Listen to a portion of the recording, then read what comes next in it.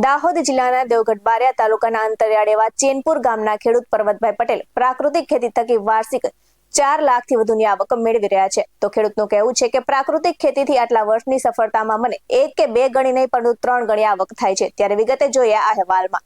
નમસ્કાર દર્શક મિત્રો, BS9 TV ન્યૂઝમાં આપની સાથે હું છું નેહા પટેલ। દાહોદ જિલ્લાના દેવગઢ બારિયા તાલુકાના અંતરિયાળ ગામ એવા ચેનપુર ગામના પ્રગતિશીલ ખેડૂત પરબતભાઈ પટેલ વર્ષ 2016માં આત્મા પ્રોજેક્ટમાં જોડાયા હતા અને તે બાદ વિવિધ સ્થળે તાલીમ લીધી હતી, જેમ કે દિલ્હી, ત્રિમંદિર, અડાલજ, સુરત, સૌરાષ્ટ્ર તેમજ હરિયાણા ખાતે આવેલ રાજ્યપાલ આચાર્ય દેવવ્રતજીના પ્રાકૃતિક ફાર્મ પર પણ તેમણે તાલીમ લીધી હતી, જે બાદ તેમણે પ્રાકૃતિક ખેતીની શરૂઆત કરી છે। તો આજ સુધીની સફરમાં તેઓએ પ્રાકૃતિક ખેતી કરીને વાર્ષિક 4 લાખથી વધુની આવક મેળવી રહ્યા છે। તો ખેડૂત પરબતભાઈ પટેલ ખેતીમાં હાલ ચણા, ઘઉં, મકાઈ, મગ, મગફળી, અડદ, ડાંગર, ફળફળાદીના વૃક્ષોના 100 થી વધુ કેસર કેરીના આંબા, જામફળ, લીંબુ, ચીકુ, દાડમ, ફણસ, રાયણ, ચંદન, વાલોળ, પાપડી, સફરજન, સ્ટ્રોબેરી, એપલ બોર અને સાથે જ પપૈયાનું વાવેતર કરેલ છે। તો તેમજ શાકભાજીમાં ભીંડા, ગવાર, આદુ, પાલક, ગાજર, મૂળા, ટામેટા, મરચા, રીંગણ સહિતની ખેતી કરે છે અને જેમાં તેઓ ગાય આધારિત પ્રાકૃતિક ખેતીના વિવિધ આયામોને મિશ્રણ કરી અને પાકમાં ટપક સિંચાઈ પદ્ધતિ, ટનલ પદ્ધતિ દ્વારા ખેતી કરે છે। તો તેઓ જીવામૃત, ઘન જીવામૃત, બીજામૃત સહિતના આયામો દ્વારા ખેતી કરી રહ્યા છે। તો ખેડૂત પરબતભાઈ પટેલે જણાવ્યું છે કે હું પહેલા રાસાયણિક ખાતર અને દવાનો ઉપયોગ કરીને ખેતી કરતો હતો, ત્યારે પ્રાકૃતિક ખેતીની તાલીમ લીધા બાદ મને લાગ્યું કે જમીનને ફળદ્રુપ રાખવા અને પરિવારને સ્વસ્થ રાખવા માટે આપણે પ્રાકૃતિક ખેતી કરવી જોઈએ, જેથી મેં પ્રાકૃતિક ખેતીની વર્ષ 2016 થી ફક્ત શાકભાજીમાં જ પ્રાકૃતિક ખેતી આધારિત આયામોનો પ્રયોગ કરીને શરૂઆત કરી હતી અને આજે મને આવક સારી મળી રહી છે। તો ખર્ચ પણ ઓછો થયો છે અને ત્યારબાદ મેં વર્ષ 2020 થી મારા સંપૂર્ણ ખેતરમાં પ્રાકૃતિક ખેતી કરવાના તરફ પ્રયાણ કર્યું હતું અને જેમાં મને ઘણો ફાયદો થયો છે। તો મારા ખેતરમાં પકવેલ હળદર મરચાનું અમે ઘરે બેઠા જ મેન્યુફેક્ચરિંગ કરીને વેચાણ કરીએ છીએ અને જેનાથી અમને સારો ફાયદો થાય છે। આ સાથે જ કેરી, દાડમ, જામફળ સહિતના ફળો પણ અમે ઘરે બેઠા જ વેચીએ છીએ, જ્યારે અમારે બજારમાં વેચવા જવાની જરૂર પડતી નથી। તો આ સાથે જ ખેડૂતનું વધુમાં કહેવું છે કે પ્રાકૃતિક ખેતીની શરૂઆત કરી ત્યારે અમને પણ એમ હતું કે પ્રાકૃતિક ખેતીમાં અમને ફાયદો થશે કે નહીં, પણ આજે અમારે 1-2 ગણી નહીં પરંતુ 3 ગણી આવક થઈ રહી છે। તો રાજ્ય બહારના એટલે કે રાજસ્થાન અને મધ્યપ્રદેશના ખેડૂતો પણ અમારા ખેતરની મુલાકાતે આવે છે અને અહીંયા તેઓને ગાય આધારિત પ્રાકૃતિક ખેતી વિશે તાલીમ આપવામાં આવે છે, જેમાં જીવામૃત, ઘન જીવામૃત, બીજામૃત, આચ્છાદન, વાપસા અને સાથે જ દવા તરીકે બ્રહ્માસ્ત્ર, અગ્નિસ્ત્ર સહિતની તાલીમ આપવામાં આવે છે। તો સાથે જિલ્લાની શાળા કોલેજના વિદ્યાર્થીઓ પણ અમારા ખેતરની મુલાકાત લઈને ગાય આધારિત પ્રાકૃતિક ખેતી દ્વારા કઈ રીતે ખેતી કરવામાં આવે છે તેનું નિરીક્ષણ કરે છે। તો આ સાથે જ સાંભળીએ વધુ વિગતે ખેડૂત પાસેથી જ।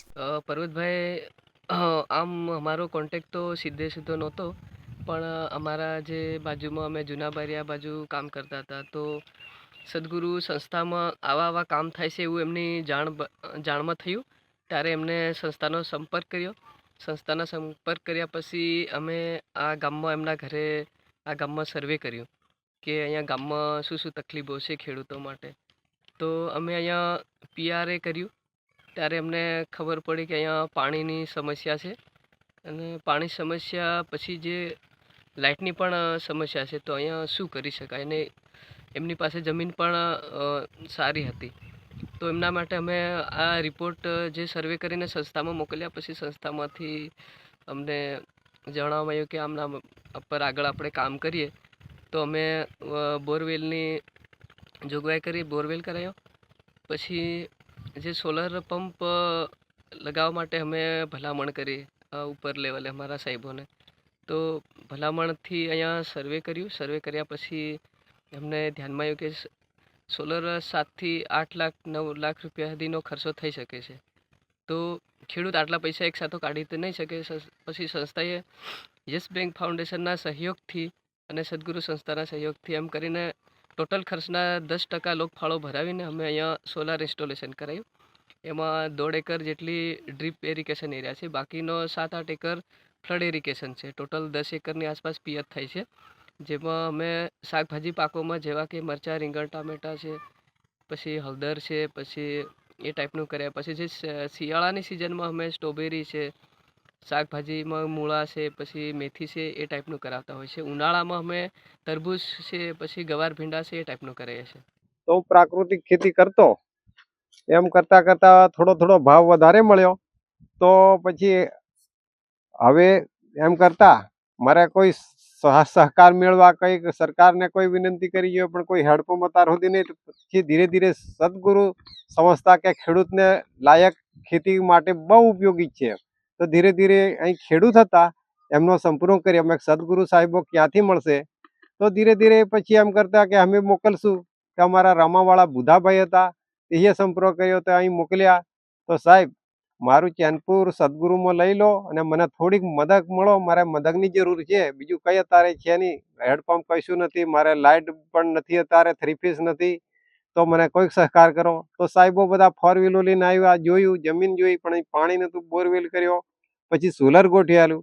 પછી કે ટપક સિંચાઈથી આપણે ખેતી કરીશું પદ્ધતિસર. મેં કે સાહેબો પદ્ધતિસર કેવી? તો કે અલગ અલગ ખેતીના પલોટ પડે. ટોમેટી કરી, મરચી કરી, ગલગોટા કર્યા.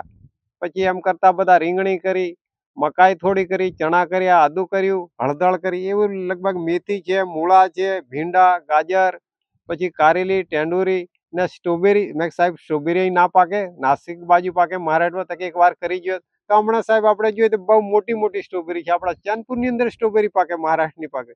પછી એમ કહેતા કે સફરજનનો છોડ 1 રૂપિયે. તો એ તમે જમ્મુ કાશ્મીર સફરજન થાય કે આપણે 1 રૂપિયા. તો હમણાં રોપ્યો 1 ફૂટ ગયો તો અત્યારે લગભગ 5 ફૂટ થઈ ગયો. બહુ વિકાસ થાય છે. તો મારે ખેતીમાં પહેલા કરતા સરભર થઈ રહેલું ખેતીમાં. હવે મોદી સાહેબ એમ કહેતા અમે પ્રવાસમાં ગયા 2016ની અંદર ખેડૂતને બમણી આવક થાય. તો તે મને શબ્દ યાદ હતો. અત્યારે મારા ખેતરની અંદર 3 ગણી આવક થઈ ગઈ છે. બધા જોઈ રહ્યા છે.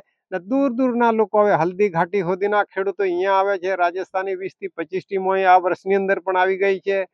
દૂર દૂરના બધા ખેડૂતો પ્રાકૃતિક ખેતી માટે આવે છે. ઓનો ભાવ 2 ગણો સાહેબ મળે છે.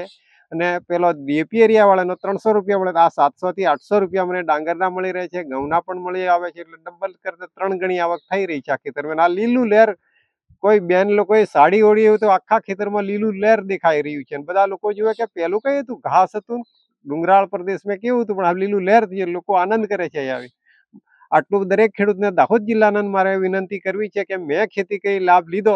દરેક ખેડૂતને પ્રાકૃતિક ખેતી કરવી છે અને આવા લાભ લેવો અને સુરત અમદાવાદ જતા છોકરાને અટકાવી દેવાના છે. મારી આટલી વિનંતી છે દાહોદ જિલ્લાના ખેડૂતને. આવા જ વધુ અહેવાલ સાથે ફરી મળતા રહીશું. તમે અમારી YouTube ચેનલને સબસ્ક્રાઇબ કરવાનું અને અમે Facebook અને Instagram પર ફોલો કરવાનું ભૂલશો નહીં. બાકી નવી અપડેટ્સ મેળવવા માટે આપ જોતા રહો BS9 TV ન્યૂઝ. નમસ્કાર.